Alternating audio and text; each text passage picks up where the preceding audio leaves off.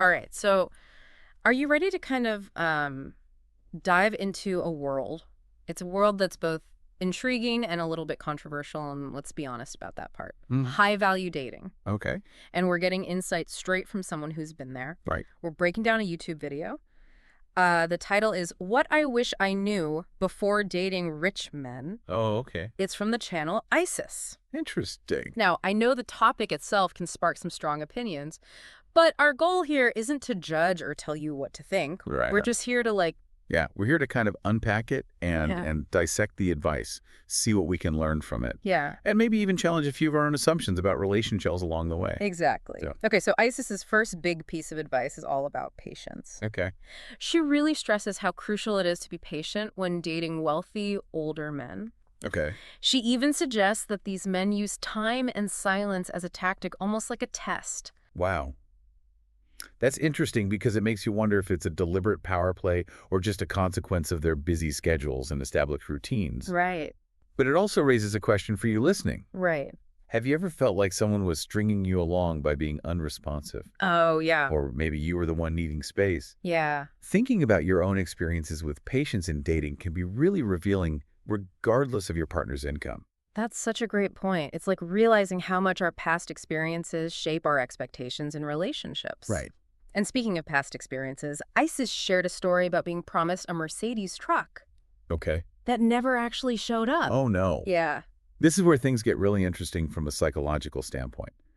Think about the sunk cost fallacy. We tend to become more invested in something the more we've already put in emotionally or otherwise, even if it's not actually worth it. Right. Excitement, especially about something we really desire, can really cloud our judgment. Oh, totally. It's like that old saying, if it sounds too good to be true, it probably is. Right, exactly. But Isis takes it a step further with what she calls the power of reaction. Hmm. She advises not getting too attached to promises until they're actually kept. This is something that applies to any relationship, not just those involving wealth. Right. It's a universal lesson about protecting yourself emotionally. Yeah. Actions speak louder than words, right? So true. It makes me think about times when I've gotten caught up in the excitement of a promise only to be let down later. Have you ever been in a situation where someone overpromised and underdelivered? Oh, for sure. How did that impact you? Recognizing these red flags early on is crucial in any relationship. Absolutely. Yeah. And this leads us to another fascinating point Isis brings up. Okay. The shift from being a sugar baby to becoming a trophy wife. Okay. She argues that if you're looking for a long-term relationship with a wealthy man, you need to present yourself as more than just a fling. Right. She talks about dressing, speaking, and behaving in a way that aligns with the man's status and social circle. But doesn't that make you wonder how much image really matters in relationships overall, not just in this specific context? It's a valid question. Yeah. We're bombarded with messages about how to look and act to be desirable. Yeah. But how much of that is genuine and how much is just societal pressure? Yeah, I think that's such a key point. It's so easy to get wrapped up in trying to fit someone else's mold. Exactly. But shouldn't the goal be finding someone who appreciates you for who you are, not who they want you to be? Right.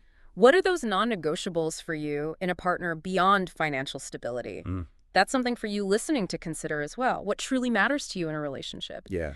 And this leads us nicely to Isis's advice about not being impressed by what she calls little money. Little money. So it's not just about the amount, but the meaning behind it. Isis is saying, don't get swept away by spending that might seem like a lot to you, but is basically pocket change for a wealthy person. It's about maintaining your perspective and understanding the context of their spending. It ties back to the idea of a financial compatibility, Right. which can be a real challenge when there's a significant income gap. Uh-huh. Such disparities can create power imbalances that are tough to navigate. Right. She's basically saying, don't let yourself be bought cheaply. Recognize your worth and don't allow someone's wealth to overshadow your own needs and desires. Exactly. It's a reminder that healthy relationships are built on mutual respect and appreciation, Right. not obligation or indebtedness. Yes. This begs the question, how do you approach the topic of finances early on in a relationship? It's a tough but necessary conversation. For sure. Okay, so Isis then introduces a concept that often sparks debate: hypergamy. She describes it as marrying up in terms of status and resources. Some of you might be familiar with the term, but for those new to it, she's essentially advocating for a deliberate strategy of seeking a partner who can elevate your social standing. And this is where a broader perspective can be really helpful. Right. Hypergamy isn't a new phenomenon. Yeah. It has deep historical roots, cultural variations, and modern interpretations that are worth exploring. So it's not just some trendy dating tactic. It's actually a pattern that's been woven into human relationships for centuries. Mm-hmm. What's fascinating here is how societal expectations and economic realities influence our perceptions of a good partner. Precisely. Yeah. For instance, throughout history, in many societies, marriage was seen as a way to achieve economic stability, form social alliances, or even gain political power. Wow. And while the reasons behind hypergamy might have shifted over time, the basic idea of finding a partner who can offer security and advancement remains a factor for some. But isn't patience also crucial in relationships where money isn't the focus?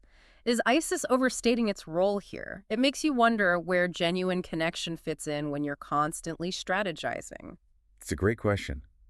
Can a relationship built solely on calculated moves ever be truly fulfilling? Right.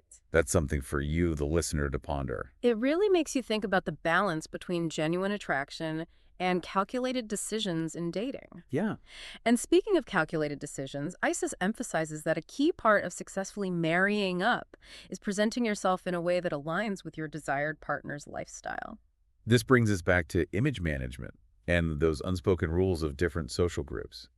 It's about understanding those expectations and adapting accordingly. It's like she's suggesting you need to become like a chameleon, seamlessly blending into that world of wealth and status. That does seem a bit extreme. But then again, we all make an effort to fit in, especially in new situations. Right. It just makes me wonder, at what point does that cross the line into being inauthentic? That's the real challenge, isn't it? Yes. Finding that balance between presenting your best self and staying true to who you are. Right. It's a dilemma many people face, regardless of whether they're dating someone wealthy. Yeah. This is making me rethink some of my own dating assumptions. Uh-huh. I used to think showing your true self right away was always best. Right. But now I'm wondering if there's a middle ground. There probably is.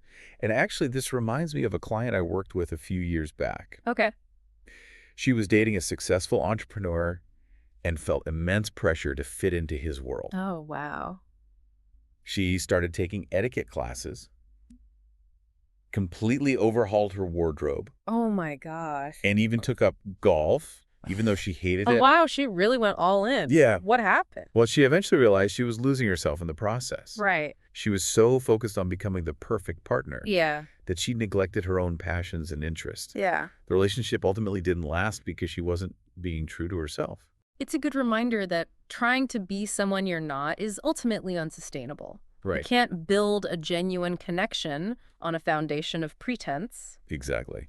And ISIS actually touches on this when she advises against asking for big things right away. Oh, right. Yeah. She's basically saying don't jump into the what can I get out of this mode too quickly. Yeah. It's about taking a longer-term approach and showing genuine interest in the person, Mm-hmm. not just their wealth. And this is crucial because people with wealth are often wary of being taken advantage of. Right. Demonstrating that you're not just in it for the money can go a long way in building trust. It's about proving that you see them as an individual, not just a walking ATM. Precisely.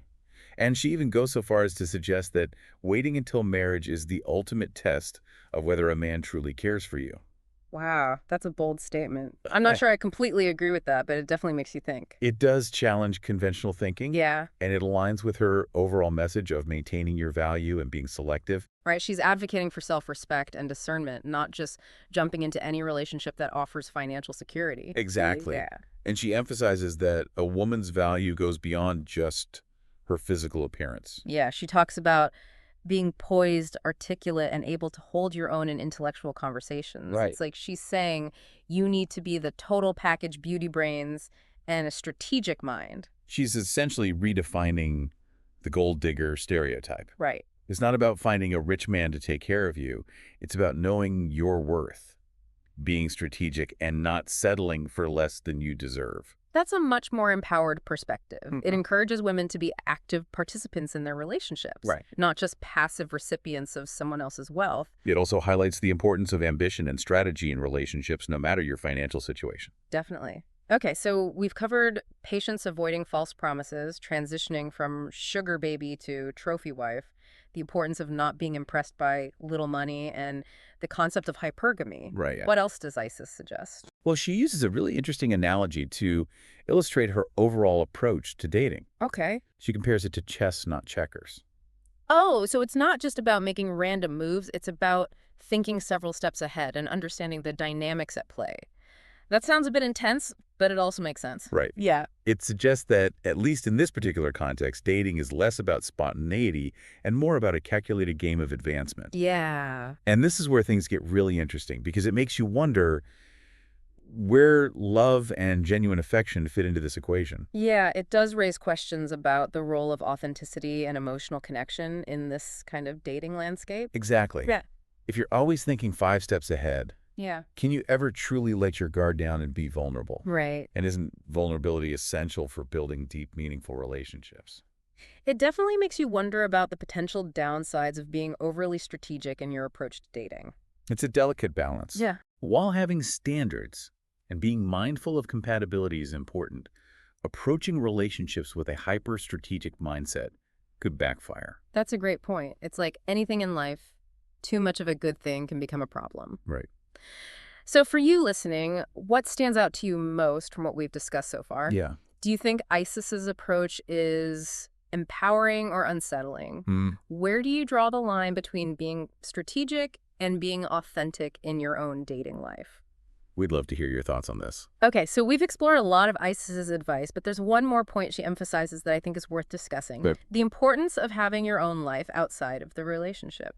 She stresses that you shouldn't become completely dependent on the man, both financially and emotionally. Right. It's about maintaining a sense of independence and having your own passions, Yeah. interests, and social circles. That makes a lot of sense. It's easy to get swept up in a whirlwind romance, especially when there's a luxurious lifestyle involved. Yeah. But losing yourself in the process can lead to resentment and unhappiness down the line. It's a classic case of losing sight of who you are and what makes you happy. I've definitely seen that happen in relationships. Yeah. Where one person becomes completely absorbed by the other's world. Right. It's like they lose their own identity. Exactly. Yeah. And ISIS argues that this is especially important when dating wealthy men, Okay. because there's often an expectation that the woman will play a more traditional role, Right. focused on home and social events. So she's challenging that stereotype and encouraging women to pursue their own ambitions Yeah. and maintain a sense of self outside the relationship. Precisely. She emphasizes that having your own life makes you more interesting and desirable, not less. That's such a good point. Yeah. It's about bringing something to the table beyond just your looks or your ability to fit into a certain social scene. Right. You know. It's about being a well-rounded individual Hmm. with your own passions and pursuits. Okay, so to recap, we've learned from ISIS about the importance of patience navigating false promises, transitioning from a casual to a more serious relationship, not being impressed by little money, Right. understanding hypergamy as a strategy, being strategic but also authentic, Yeah. and maintaining your own independence. Mhm. Wow, that's a lot to digest. It is. And it's important to remember that this is just one perspective on a complex topic. Right, we're not saying this is like the definitive guide to dating wealthy men. Right. You know, Yeah. it's more about sparking a conversation and challenging you to think critically about your own approach to relationships. Exactly. Whether you agree with ISIS's advice or not, we hope this deep dive has given you some food for thought. So to our listener, we leave you with this: what resonated with you most from this discussion? Yeah. What are your own thoughts on the world of high-value dating, and how can you apply some of these insights to your own relationships, regardless of your partner's financial status? It's a great question to consider. As always, thanks for joining us on The Deep Dive.